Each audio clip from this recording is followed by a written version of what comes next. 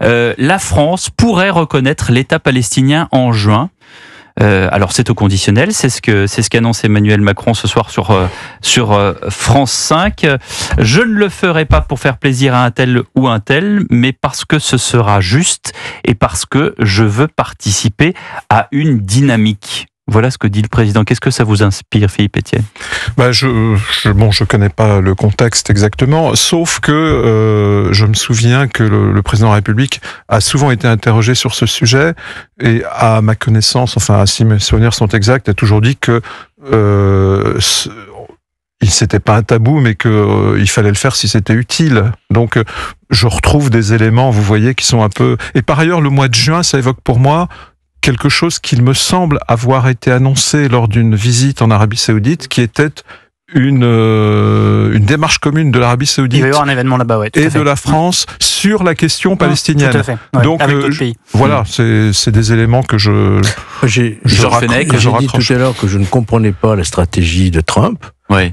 Je ne comprends pas non plus la diplomatie de notre président. Je n'ai pas compris au moment de la déclaration de la marocanité du Sahara occidental, même si sur le fond je peux être d'accord, hein, mais j'ai pas compris le moment, le pourquoi, du comment. Je n'ai pas compris et je ne comprends pas aujourd'hui cette annonce alors que le Hamas est toujours là, n'est-ce pas ?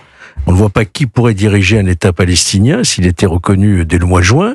Est-ce qu'on pense sérieusement que Netanyahou, enfin qu'Israël accepterait à sa porte un État palestinien sans savoir qui pourrait effectivement donner au moins un semblant de démocratie et de vie possible?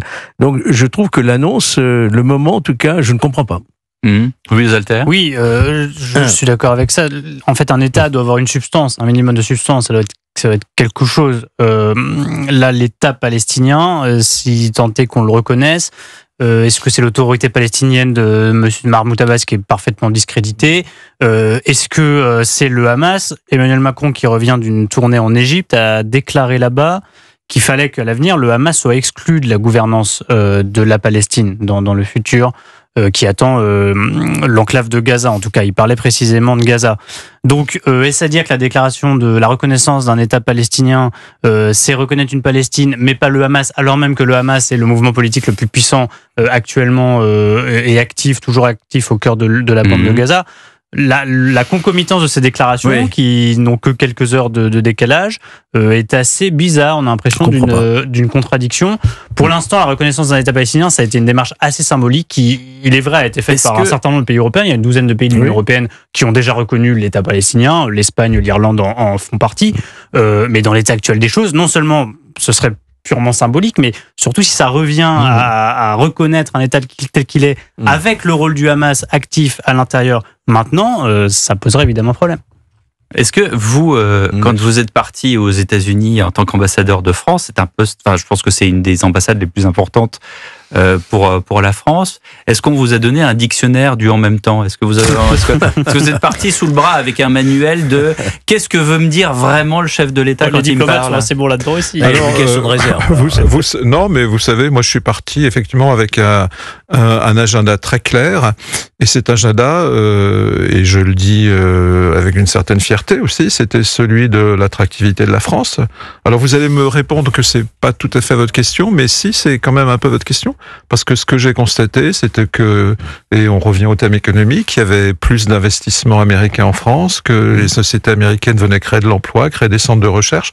Et c'est aussi ça à quoi j'ai un peu cherché à contribuer. Bien sûr, oui. Bien sûr. Et donc, c'est quand même bien. Enfin, là, c'est de la politique étrangère, ça concerne... Mais c'est aussi de la politique étrangère. Non, mais j'entends bien. Alors, là, on est sur un dossier sensible sur le Proche-Orient. Non, mais je comprends. Et Georges a très très bien résumé les choses. Est-ce qu'on a quand même, jusqu'à présent, et surtout après le 7 octobre, on a une démocratie d'un côté et un peuple qui est gangréné par un État terroriste, en fait, par un mouvement terroriste. Un groupe terroriste. Aux dernières élections, c'est le Hamas qui a gagné, et ce Hamas terrorise toute la population palestinienne. Excusez-moi, mais Pierre, mais les dernières élections, vous savez quand elles ont été organisées, ça fait quand même beaucoup d'années.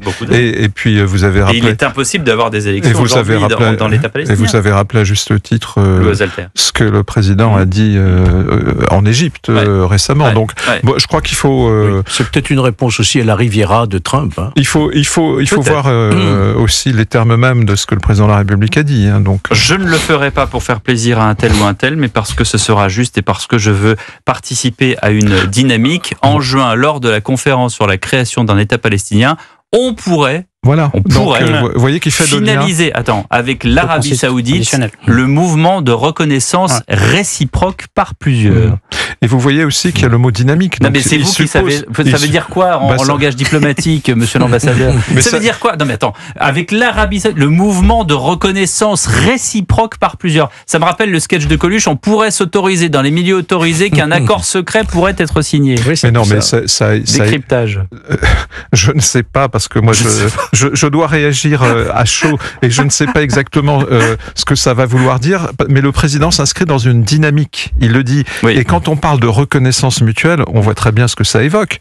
Vous parliez de mon séjour aux États-Unis, c'est le moment où il y a eu un phénomène de réconciliation et de reconnaissance entre Israël et plusieurs pays arabes, dont les Émirats arabes unis, mais aussi il y a eu le Maroc, et les accords d'Abraham. Et c'est ce qu'on appelait les accords d'Abraham.